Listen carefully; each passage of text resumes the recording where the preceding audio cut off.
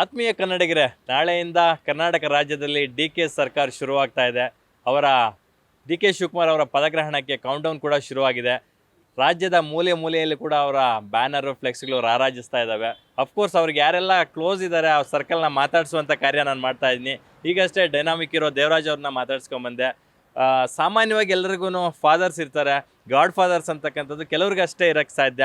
So ಆ ಥರ god father ಫಿಗರ್ಲಿ ನೋಡಿರ್ತಕ್ಕಂಥ ಒಬ್ಬ ವ್ಯಕ್ತಿ, ಯುವ ಉದ್ಯಮಿ, ಜೊತೆಗೆ ಕನ್ನಡ ಚಿತ್ರರಂಗದ ಪ್ರೊಡ್ಯೂಸರ್ ಆಗಿ ಗುರುತಿಸ್ಕೊಂಡಿರ್ತಕ್ಕಂಥ ಸಂಜಯ್ ಗೌಡ್ರು ಈಗ ನಮ್ಮೊಟ್ಟಿಗಿದ್ದಾರೆ. ಡಿ ಕೆ ಶಿವಕುಮಾರ್ ಅವರೊಟ್ಟಿಗೆ ಅವರ ನಂಟು ಹೇಗಿದೆ, ಸೊ ಅವರು ಸಿ ಎಮ್ ಆಗ್ತಿರೋದು ಇವ್ರಿಗೆ ಎಷ್ಟು ಖುಷಿ ಇದೆ ಅನ್ನೋದ್ರ ಬಗ್ಗೆ ಮಾತಾಡ್ಸೋಣ. ಹಾಯ್ ಸರ್, ಎಷ್ಟು ಖುಷಿಯಾಗಿದ್ದಾರೆ ಈ ಕ್ಷಣಕ್ಕೆ? ಶುಭಗಳು ಗಳಿಗೆ ಬರ್ಬೇಕಾದ್ರೆ ಯಾರು ತಡಿಲಿಕ್ಕೆ ಸಾಧ್ಯ ಇಲ್ಲ. ಆ ಗಳಿಗೆ ಆ ಮುಹೂರ್ತ ಯಾವ ಕಾಲಕ್ಕೆ ಬರಬೇಕೋ ಬರ್ತದೆ ಅಂತ ನಮ್ಮ ಡಿ ಕೆ ಸಾಹೇಬ್ರು ಏನು ಹೇಳಿದರು ಆ ದಿನ ಇವತ್ತು ಬಂದಿದೆ ಅಂತ ಹೇಳಲಿಕ್ಕೆ ಇಷ್ಟಪಡ್ತೀನಿ. ಎಲ್ಲ ಡಿ ಕೆ ಶಿವಕುಮಾರ್ ಅವರ ಅಭಿಮಾನಿಗಳಿಗಾಗಲಿ, ಕಾಂಗ್ರೆಸ್ ಕಾರ್ಯಕರ್ತರಿಗಾಗಲಿ, ಇಡೀ ಸರ್ಕಾರದ ಎಲ್ಲ ಸಿಬ್ಬಂದಿಗಳಿಗಾಗಲಿ ಭಾಳ ಸಂತೋಷ ಆಗಿದೆ. ಆ್ಯಂಡ್ ನನಗೆ ಇವತ್ತು ಬೆಳಗಿಂದ ಹಲವಾರು ಜನ BJP ನಾಯಕರು, JDS ನಾಯಕರು ಕೂಡ ಕಾಲ್ ಮಾಡಿದರು. ನಮಗೂ ಕೂಡ ಸಂತೋಷ ಆಗಿದೆ. ಡಿ ಕೆ ಶಿವಕುಮಾರ್ ಅವರು ಮುಖ್ಯಮಂತ್ರಿ ಆಗ್ತಾ ಇರೋದು ಒಂದು ಹೊಸತನ ತರ್ತಾರೆ ಗ್ಯಾರಂಟಿ ಅನ್ನೋ ನಂಬಿಕೆ ಎಲ್ಲ ಕಾರ್ಯಕರ್ತರಲ್ಲಿದೆ ಹಾಗೂ ಎಲ್ಲ ರಾಜ್ಯದ ಜನತೆಯಲ್ಲಿದೆ ಅಂತ. ಡಿ ಕೆ ಶಿವಕುಮಾರ್ ಅವರು ಯಾವಾಗಲೂ ಸಿ ಎಮ್ ಆಗಬೇಕಿತ್ತು. ಸೊ ಲೇಟ್ ಆದರೂ ತುಂಬ ಲೇಟೆಸ್ಟಾಗಿ ಸಿ ಎಮ್ ಆಗ್ತಿದ್ದಾರೆ ಅಂತಕ್ಕಂಥದ್ದು ಒಂದಷ್ಟು ಅವರ ಬೆಂಬಲಿಗರು, ಕಾರ್ಯಕರ್ತರಾಗಿ ಹೇಳ್ತಕ್ಕಂಥದ್ದು. ನೀವು ಅವರ ತುಂಬ ಅತ್ಯಾಪ್ತರಾಗಿ, ಸೊ ಈ ಬಗ್ಗೆ ನೀವೇನು ಹೇಳ್ತೀರಾ ಸರ್? ಹಲವಾರು ದಿನದಿಂದ, ಹಲವಾರು ವರ್ಷಗಳಿಂದ ನನ್ನ ಕನಸು ಕೂಡ ಆಗಿತ್ತು, ಹಲವಾರು DKS ಅಭಿಮಾನಿಗಳ ಕನಸು ಆಗಿತ್ತು, ಹಾಗೂ ಡಿ ಕೆ ಶಿವಕುಮಾರ್ ಅವರ ಕನಸಾಗಿತ್ತು. ನಾನು ಅವರಲ್ಲಿ ನೋಡಿರೋದು ಏನು ಅಂದರೆ, ನಾನು ವಿದೇಶದಲ್ಲೂ ಅವ್ರು ನೋಡಿದ್ದೀನಿ. ವಿದೇಶಕ್ಕೆ ಬಂದಾಗ ಅವ್ರ ಉದ್ದೇಶ ಇದ್ದಿದ್ದು ಬರೀ ವಿದೇಶ ನೋಡೋದಲ್ಲ, ನಮ್ಮ ರಾಜ್ಯದ ಜನತೆಗೆ ನಮ್ಮಲ್ಲಿ ಏನಿಲ್ಲ, ನಮ್ಮಲ್ಲಿ ಏನು ಹೊಸತನ ತರಬೇಕು, ನಮ್ಮ ಜನನ ಏನು ಅಪ್ಗ್ರೇಡ್ ಮಾಡಬೇಕು, ಯಾವ ರೀತಿ ಅವ್ರಿಗೆ ಎಲ್ಲ ಎಂಪ್ಲಾಯ್ಮೆಂಟ್ ಸಮಸ್ಯೆ ಇಲ್ದಿರಂಗೆ, ನಮ್ಮ ರಾಜ್ಯ ಎಜುಕೇಷನ್ಗೆ ಏನೂ ಸಮಸ್ಯೆ ಬರ್ದಿರಂಗೆ ಒಂದು ವಿಷನ್ ಇಟ್ಕೊಂಡ್ಬರ್ತಾ ಇದ್ದಾರೆ. ನಾನೊಂದು ಮಾತು ಹೇಳಲಿಕ್ಕೆ ಇಷ್ಟಪಡ್ತೀನಿ. ವರ್ಷಾನುಗಟ್ಲೆಯಿಂದ ಹೇಳಿದ್ದೆ ಡಿ ಕೆ ಶಿವಕುಮಾರ್ ಅವರು ಮುಖ್ಯಮಂತ್ರಿಗಳಾಗ್ತಾರೆ ಅಂತ. ನಾನು ಕೂಡ, ಹಲ್ವಾರು ಅಭಿಮಾನಿಗಳು ಕೂಡ, ಹಲ್ವಾರು ಕಾರ್ಯಕರ್ತರು ಕೂಡ ಇವತ್ತೊಂದು ಮಾತು ಕೊಡ್ತೀನಿ, ಮುಂದಿನ ದಿನಗಳಲ್ಲಿ PM ಆದರೂ ಅಚ್ಚರಿ ಇಲ್ಲ, ತಿಳ್ಕೊಳ್ಳಿ. ಸೊ ಆ ಉದ್ದೇಶದಲ್ಲಿ ಡಿ ಕೆ ಶಿವಕುಮಾರ್ ಅವರ ವಿಷನ್ ಇದೆಯಲ್ಲ, ಐಡಿಯಾಲಜಿ ಇದೆಯಲ್ಲ, ಅದ್ರ ಮೇಲೆ ನಾನು ಆ ನಂಬಿಕೆ. ಯಾಕೆಂದರೆ ಮಾಜಿ ಪ್ರಧಾನಮಂತ್ರಿ ನಮ್ಮ ದೇವೇಗೌಡರ ಮೇಲೆ ನಿಂತು ಚುನಾವಣೆಯಿಂದ ಬಂದು ಅವರು ಇವತ್ತೇನು ಈ ಮಟ್ಟಕ್ಕೆ ಒಬ್ಬ ಸಾಮಾನ್ಯ ಕಾರ್ಯಕರ್ತನಾಗಿ ಎಷ್ಟೇ ತೊಂದರೆ ಆಗಲಿ, ಯಾವುದೇ ಜೈಲಿಗೆ ಹೋಗಲಿ, ಯಾವುದೇ ಸಮಸ್ಯೆ ಬರಲಿ, ಎಂಥ ಕಷ್ಟ ಬರಲಿ, ಪಕ್ಷಕ್ಕೋಸ್ಕರ, ಪಕ್ಷದ ಕಾರ್ಯಕರ್ತರಿಗೋಸ್ಕರ, ನಿಲುವಿಗೋಸ್ಕರ ಅವ್ರು ಕಷ್ಟ ಬಿದ್ದಿದ್ದಾರೆ ಅನ್ನೋದು ನಾವು ಕಣ್ಣಾರೆ ನೋಡಿದರೆ, ನೀವು ಕೂಡ ನೋಡಿದರೆ.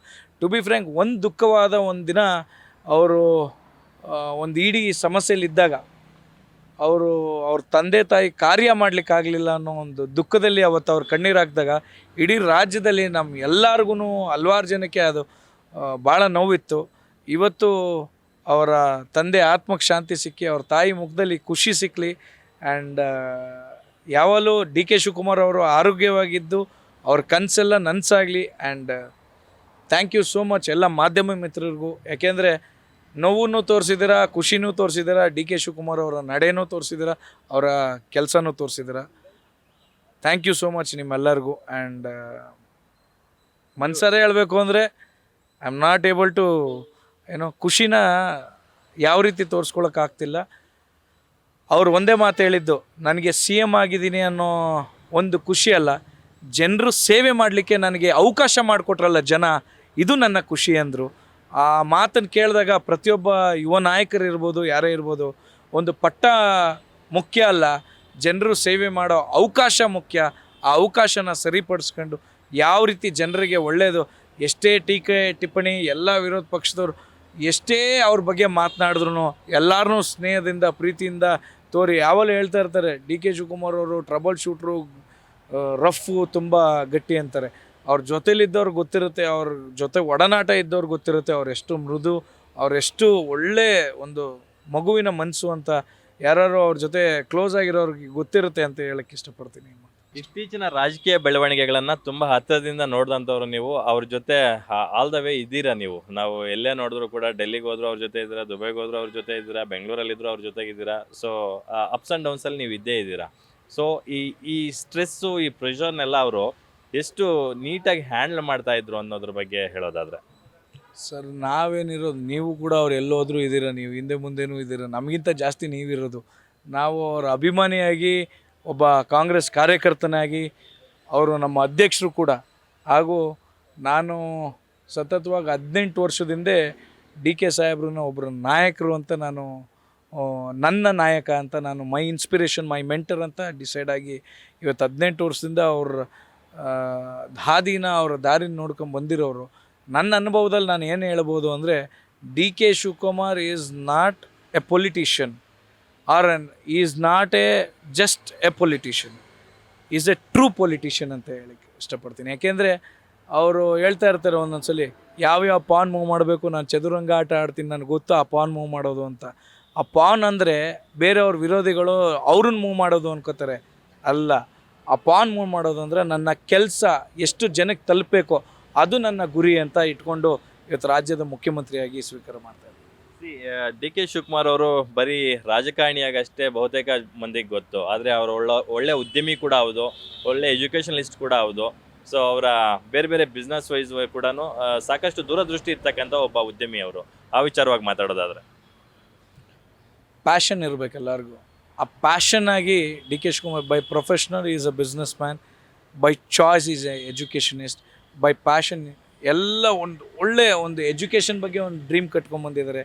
ಬಿಸ್ನೆಸ್ಸಲ್ಲಿ ಅವ್ರು ಸ್ಟೈಲಿಶ್, ಆಮೇಲೆ ಅವ್ರು ಹಾಕೋ ಡ್ರೆಸ್ಸಿಂಗ್ ಸೆನ್ಸ್ ನೋಡಿರ್ತೀರ, ಐ ಥಿಂಕ್ ಯಾವ ಪೊಲಿಟಿಷಿಯನ್ ಅವ್ರು ಆಗ್ದಂಗೆ ಹಾಕಿರೋಕ್ಕೆ ಸಾಧ್ಯನೇ ಇಲ್ಲ. ಮೋಸ್ಟ್ ಸ್ಟೈಲಿಸ್ಟ್ ಸಿ ಎಂ ಈಗ ಅವರೇ ಅನಿಸುತ್ತೆ. ಯಾಕಂದರೆ ಅವರು ಏನೆಲ್ಲ ಹಾಕ್ತಾರೆ ಆರ್ನಮೆಂಟ್ಸ್ ಬಗ್ಗೆ ಒಂದಷ್ಟು ಸ್ಪೆಕ್ಯುಲೇಷನ್ ಆಗ್ತಿದೆ ಸೋಷಿಯಲ್ ಮೀಡಿಯಾದಲ್ಲಿ. ಅವ್ರು ಹಾಕ್ತಕ್ಕಂಥ ಒಂದು ಸ್ಕಾಫಿಂದ ಹಿಡಿದು ಅದು ಯಾವ ಬ್ರ್ಯಾಂಡು, ಅದರ ಬೆಲೆ ಏನು, 25,000 ಈ ಥರದ್ದೆಲ್ಲ ಕ್ಯಾಲ್ಕುಲೇಟ್ ಮಾಡ್ತಿದ್ದಾರೆ. ಅದು ಸಿಗಾಬಿಟ್ಟು ವೈರಲ್ ಆಗ್ತಾ ಇದೆ. ಅದ್ರ ಬಗ್ಗೆ ನನಗೆ ಬೇರೆಯವ್ರ ಪಾಪ ಅವ್ರವ್ರ ಮನಸ್ಥಿತಿಗೆ ಏನು ಅನಿಸುತ್ತೋ ಅವರು ಸೋಷಿಯಲ್ ಮೀಡಿಯಲ್ಲಿ ಹಾಕಿರ್ತಾರೆ, ಪಾಪ ಎಲ್ಲ ಇದು ಮಾಡಿರ್ತಾರೆ. ಬಟ್ ಅವ್ರನ್ನ ಟ್ರೆಂಡ್ ಸೆಟ್ ಮಾಡಿರೋರು, ಈಸ್ ಎ ಟ್ರೆಂಡ್ ಕ್ರಿಯೇಟರ್ ಅಂತ ಹೇಳಬಲ್ಲೆ. ಅವ್ರ ಡೈಲಾಗ್ಸಲ್ಲಾಗಲಿ, ಅವ್ರ ಸ್ಟೈಲಲ್ಲಾಗಲಿ, ಅವ್ರು ಮಾಡೋ ಕೆಲಸ ಕಾರ್ಯಗಳಲ್ಲಾಗಲಿ. ಸೊ ಒಂದು ಟ್ರೆಂಡ್ ಸೆಟ್ಟರ್ ಅಂತ ಒಂದು ಡಿ ಕೆ ಅವ್ರಿಗೆ ಹೇಳ್ಬೋದು. ಯಾಕೆಂದರೆ ಬಂಡೆ ಕಡೆದರೆ ಆಕೃತಿ, ಪೂಜಿಸಿದರೆ ಸಂಸ್ಕೃತಿ ಅಂತ ಒಂದು ಗಾದೆನ ಒಂದು ಮನಸ್ಪೂರ್ವಕವಾಗಿ ಎಷ್ಟೋ ಜನಕ್ಕೆ ವಿಚಾರನೇ ಗೊತ್ತಿರಲಿಲ್ಲ. ಆಚಾರ ವಿಚಾರ, ಇವಾಗ ದೈವ ಭಕ್ತಿ ಇರೋರಿಗೆ ಏನಪ್ಪ, ಇವಾಗ ನೀವು ಕೇಳಿದ್ರಿ ಹಲ್ವಾರು ಸ್ವಾಮೀಜಿಗಳನ್ನೆಲ್ಲ ಕರೆದಿದ್ದಾರೆ, ಹಲ್ವಾರು ಸ್ವಾಮೀಜಿಗಳನ್ನೆಲ್ಲ ತಗೋತಾರೆ. ಅವರ ನಂಬಿಕೆನ ಅದು ಯಾರೂ ತಪ್ಪಿಸ್ಲಿಕ್ಕಾಗಲ್ಲ. ಅವ್ರ ನಂಬಿಕೆ, ನಿಮ್ಮಲ್ಲಿ ಒಂದು ನಂಬಿಕೆ ಇರುತ್ತೆ, ಆ ನಂಬಿಕೆನ ಶ್ರದ್ಧೆಯಿಂದ ಭಕ್ತಿಯಿಂದ ಇರೋದು ಮುಖ್ಯ ಅಲ್ಲ. ಹಂಗೆ ಇವತ್ತು ಕಾಂಗ್ರೆಸ್ಸಲ್ಲಿ ನನಗೆ ಗೊತ್ತಿದ್ದಂಗೆ, ಕಾಂಗ್ರೆಸ್ಸಲ್ಲಿ ಎಲ್ಲ ನಾಯಕರಿಗೂ ಅವರು ಯಾರು ನಾನು ಡಿ ಕೆ ಶಿವಕುಮಾರ್ ವಿರೋಧಿ ಅನ್ನೋರು ಅಂತ ಆ ಪಾರ್ಟ್ ಇತ್ತೋ, ಇವಾಗ ಯಾವುದೂ ಇಲ್ಲ ಅನ್ನೋದಕ್ಕೆ ನಾನು ಹೇಳಕ್ಕೆ ಇಷ್ಟಪಡ್ತೀನಿ. ಯಾಕೆಂದರೆ ಎಲ್ಲರೂ ಒಂದಾಗಿ, ಇಲ್ಲ ಡಿ ಕೆ ಶಿವಕುಮಾರ್ ಅವ್ರು ಏನು ಮಾತನಾಡ್ತಿದ್ರು ನಾನು ಅವತ್ತು ತಪ್ಪಾಗಿ ತಿಳ್ಕೊಂಡಿದ್ದೆ, ಆದರೆ ಅವ್ರು ಮಾತು ಹೇಳಿದ್ದು ಅವತ್ತು ಪಕ್ಷಕ್ಕೋಸ್ಕರ ಅನ್ನೋದು ಟ್ರೂತ್ಫುಲ್ ಅಂತ ಹೇಳಿ ಎಲ್ಲ ಒಗ್ಗಟ್ಟಾಗಿ ತೊಗೊಂಡಿದ್ದಾರೆ. ಎಲ್ಲ ಹಲ್ವಾರು ನಾಯಕರು ಕೂಡ, ಹಲ್ವಾರು ಕಾರ್ಯಕರ್ತರು ಕೂಡ. ನನಗೆ ಅದೆಲ್ಲ ಮುಖ್ಯ ಅಣ್ಣ. ನನಗೊಂದಿನ ಎಲ್ಲೋ ಟ್ರಾವೆಲ್ ಮಾಡಬೇಕಾದ್ರೆ ಅವಾಗ ಹೇಳೋರು, ಕಾಂಗ್ರೆಸ್ ಕಾರ್ಯಕರ್ತರು, JDS ಕಾರ್ಯಕರ್ತರು, BJP ಕಾರ್ಯಕರ್ತರು ನನ್ನ ಜವಾಬ್ದಾರಿ. ಯಾಕೆಂದರೆ ಅವ್ರು ನನ್ನ ರಾಜ್ಯದ ಜನತೆ ಅಂದ್ರಲ್ಲ, ಈ ವಿಷನ್ ಯಾವ ನಾಯಕನ ಬಾಯಲ್ಲೂ ನಾನು ಕೇಳಿರಲಿಲ್ಲ. ಅದು ನನಗೆ ಭಾಳ ಇಷ್ಟ ತಂತು. ಯಾಕೆಂದರೆ ಒಂದು ಲೀಡರ್ ಆದವರು, ನೋಡಪ್ಪ ಅವ್ರ ಆಪೋಸಿಷನ್ ಪಾರ್ಟಿಯವರು, ಅದು ನಮ್ಮ ಅವರೆಲ್ಲರ ಕಾರ್ಯಕರ್ತರು ಅನ್ನೋರು ಪಾಪ ನಮ್ಮ ಜವಾಬ್ದಾರಿ ಅಂತ ಹೇಳಿದ್ರಲ್ಲ ಅವ್ರು. ಅದಕ್ಕೆ ಐ ಥಿಂಕ್ JDSಲ್ಲೂ BJPಯಲ್ಲೂ ಕಾಂಗ್ರೆಸ್ ಎಷ್ಟು ಅಭಿಮಾನ ಇದೆಯೋ ಅಷ್ಟೇ ಪ್ರೀತಿ JDS BJP ಅವ್ರಿಗೂ ಅಷ್ಟೇ ಇದೆ. ಡಿ ಕೆ ಶಿವಕುಮಾರ್ ಅವರು ಮುಖ್ಯಮಂತ್ರಿ ಆಗ್ತಾ ಇರೋದು. Nice sir. ಮತ್ತೊಂದು ವಿಚಾರ ನಾನು ಕೇಳಲೇಬೇಕು. ಕನ್ನಡ ಚಿತ್ರರಂಗದ ಜೊತೆ ಒಂದು ಅವಿನಾಭಾವ ನಂಟು ಬಾಂಧವ್ಯ ಇದೆ ಡಿ ಕೆ ಶಿವಕುಮಾರ್ ಅವ್ರಿಗೆ. ಯಾಕಂತಂದರೆ ಅವರು ರಾಜಕಾರಣಿಯಾಗಿ ಪ್ರಬಲವಾಗಿ ಗುರುತಿಸ್ಕೊಳ್ಳೋದಕ್ಕೂ ಬಿಫೋರು ಸಾಕಷ್ಟು ವಿಚಾರಗಳಲ್ಲಿ, ಅಂದರೆ ಈಗ ಸುಮಾರು ಸಿನಿಮಾಗಳಿಗೆ ಫೈನಾನ್ಸ್ ಮಾಡಿದ್ರಂತೆ, ಒಂದು 15-20 ಸಿಂಗಲ್ ಸ್ಕ್ರೀನ್ ಥಿಯೇಟ್ರ್ಗಳನ್ನ ಮಾಲೀಕರಾಗಿದ್ರಂತೆ. ಈಗಲೂ ಕೂಡ ಮಾಲ್ಗಳನ್ನು ಕಟ್ಟಿ ಮಲ್ಟಿಪ್ಲೆಕ್ಸ್ಗಳನ್ನು ಮಾಡಿ ಅದರ ಮೂಲಕ ಏನು ಕಲಾ ಸೇವೆ ಮಾಡುವಂಥ ಒಂದು ಕಾರ್ಯ ಮಾಡ್ತಾ ಇದ್ದಾರೆ. ಕನಕೋತ್ಸವಕ್ಕೆ ಬಾರದೇ ಇರ್ತಕ್ಕಂಥ ಸ್ಟಾರೇ ಇಲ್ಲ ಅನ್ನೋ ರೀತಿಯಾಗಿ ಆಲ್ಮೋಸ್ಟ್ ಅಲ್ಲಿ ಇಡೀ ಚಿತ್ರರಂಗದ ಸ್ಟಾರ್ ಟೆಕ್ನಿಷಿಯನ್ಸು, ಸ್ಟಾರ್ ನಟ ನಟಿಯರನ್ನೆಲ್ಲರನ್ನೂ ಕರೆಸಿದ್ರು ಕೂಡ. ಟು ಬಿ ಫ್ರ್ಯಾಂಕ್ ಸತ್ಯ ಕೂಡ ಕನಕೋತ್ಸವ ಅನ್ನೋದು ಒಂದು ಉತ್ಸವ ಶುರು ಆಗಿದ್ದು ಇಡೀ ರಾಜ್ಯದಲ್ಲಿ ಎಲ್ಲ ಕ್ಷೇತ್ರದಲ್ಲೂ ಶುರು ಆಗಿದೆ ಇವತ್ತು. ಆ ಐಡಿಯಾಲಜಿ ಬಂತಲ್ಲ, ಅವರು ಸಿನಿಮಾ, ಅವರು ಥಿಯೇಟ್ರು ಇಟ್ಟು ಒಂದು ಇವತ್ತೇನು ಮಲ್ಟಿಪ್ಲೆಕ್ಸ್ಗಳು ಎಲ್ಲ ಇವತ್ತು ಲುಲ್ಲು ಮಾಲ್ ನೋಡ್ಬೋದು, ಡಿವಿನಿಟಿ ಮಾಲ್ ನೋಡ್ಬೋದು, ಎಲ್ಲ ಕಡೆ ಹಲವಾರು ಮಾಲು. ಅವ್ರು ಇವತ್ತು ಕೂಡ ಅವರು ಚಿತ್ರರಂಗದ ಎಲ್ಲ, ಇವಾಗ ಬಿಗ್ ಬಾಸ್ ಮುಚ್ಚಿತ್ತು, ಬಿಗ್ ಬಾಸ್ ಮುಚ್ಚಿದಾಗ ಮೊದಲನೇ ವ್ಯಕ್ತಿ ಧ್ವನಿ ಎತ್ತಿದ್ದು ಇವತ್ತೇನು ನಮ್ಮ ಗಿಲ್ಲಿ ನಟ ಅವ್ರು ಗೆದ್ದಿರ್ಬೋದು, ಎಲ್ಲ ನಮ್ಮ ಸುದೀಪ್ ಸರೇ ಹೇಳಿದ್ದಾರೆ ಕೂಡ ಯಾವ್ದು ಕುಣಿಗಲ್ ಉತ್ಸವದಲ್ಲಿ. ಡಿ ಕೆ ಶಿವಕುಮಾರ್ ಸರ್ ನಾನು ಒಂದು ಕರೆ ಮಾಡಿದಾಗ ಈ ಥರ ಸಮಸ್ಯೆ ಇದೆ ಅಂದಾಗ ಇಮಿಡಿಯೇಟ್ ಚಿತ್ರರಂಗದ ಜೊತೆ ನಿಂತ್ಕೊಂಡು ಆ ಬಿಗ್ ಬಾಸ್ ಶೋ ಇವತ್ತು ಸಕ್ಸಸ್ಫುಲ್ ಆಯಿತು ಆ ಟೈಮಲ್ಲಿ ಅಂತ. ಸೊ ಚಿತ್ರರಂಗದ ಜೊತೆ ಡಿ ಕೆ ಶಿವಕುಮಾರ್ ಅವರು ಇನ್ನೂ ಹೆಚ್ಚಾಗಿ ನಮ್ಮ ಸ್ಯಾಂಡಲ್ವುಡ್ಗೆ ಸಪೋರ್ಟ್ ಮಾಡಿ ಇನ್ನೂ ಸ್ಯಾಂಡಲ್ವುಡ್ನ ನಂಬರ್ 1 ಪೊಸಿಷನ್ ಯಾವುದೇ ರಾಜ್ಯಕ್ಕೂ ಕಮ್ಮಿ ಇಲ್ದಿರಂಗೆ ಈ ರಾಜ್ಯನ ಮುಂದಿನ ದಿನಗಳಲ್ಲಿ ತೊಗೊಂಡೋಗ್ತಾರೆ. And I challenge you people, ನೀವು ನೋಡಿರೋ ಬೆಂಗಳೂರಿಗೂ, ನೋಡೋ ಮುಂದಿನ ಗ್ರೇಟರ್ ಬ್ಯಾಂಗ್ಳೂರ್ಗೂ, ನೋಡಿರೋ ಕರ್ನಾಟಕಕ್ಕೂ, ನೋಡೋ ಮುಂದೆ ಗ್ರೇಟರ್ ಕರ್ನಾಟಕಕ್ಕೂ ಭಾಳ ಒಂದು ವಿಷನ್ನು ಐಡಿಯಾಲಜಿ ಇಟ್ಕೊಂಡು ಈ ನಮ್ಮ ರಾಜ್ಯದ ಮುಖ್ಯಮಂತ್ರಿಗಳು ಬರ್ತಾ ಇದ್ದಾರೆ.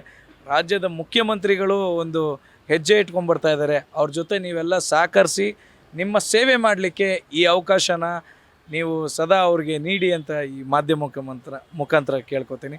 Thank you, love you all. ನಾನು ಇನ್ನೊಂದು ಪ್ರಶ್ನೆ ಕೇಳಬೇಕಿತ್ತು, ಅಷ್ಟರಲ್ಲಿ ನೀವು ಥ್ಯಾಂಕ್ ಯು ಲವ್ ಯು ಅಂದ್ಬಿಟ್ರೆ.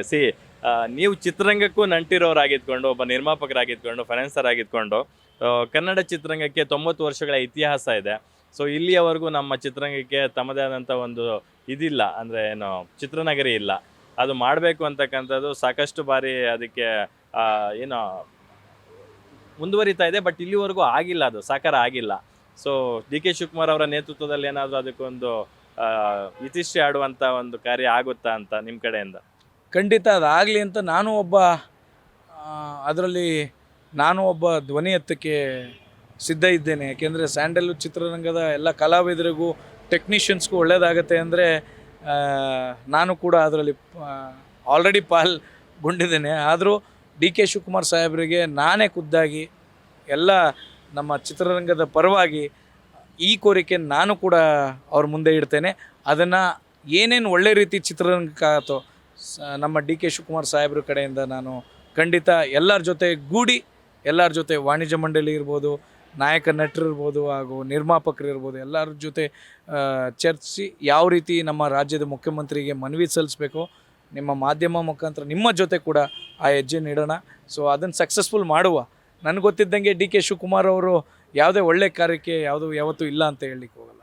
ಅದೊಂದು ವಿಚಾರ, ನೀವು ಇನ್ಸ್ಟಾದಲ್ಲಿ ಒಂದು ವಿಡಿಯೋನ ಶೇರ್ ಮಾಡ್ಕೊಂಡಿದ್ದೀರಾ. ಸಂಜಯ್ ಗೌಡರು ಡಿ ಕೆ ಶಿವಕುಮಾರ್ ಅವ್ರಿಗೆ ನಿನ್ನೆ ಮೊನ್ನೆಯ ಪರಿಚಯ ಅಲ್ಲ, ಸುಮಾರು ವರ್ಷಗಳ ಪರಿಚಯ ಅಂತಕ್ಕಂಥದ್ದು. ಯಾಕಂದರೆ ನೀವು ಹುಡುಗನಾಗಿದ್ದಾಗಿಂದ ಕೂಡ ಅವ್ರ ಜೊತೆ ನೀವು ಜರ್ನಿ ಮಾಡಿದ್ದೀರಾ. ಆ ಕಂಪ್ಲೀಟ್ ಫೋಟೋಗಳನ್ನ ಒಂದು ಕೊಲಾಬ್ರೇಷನ್ ಮಾಡಿ ಒಂದು ವಿಡಿಯೋ ಹಂಚ್ಕೊಂಡಿದ್ರಿ.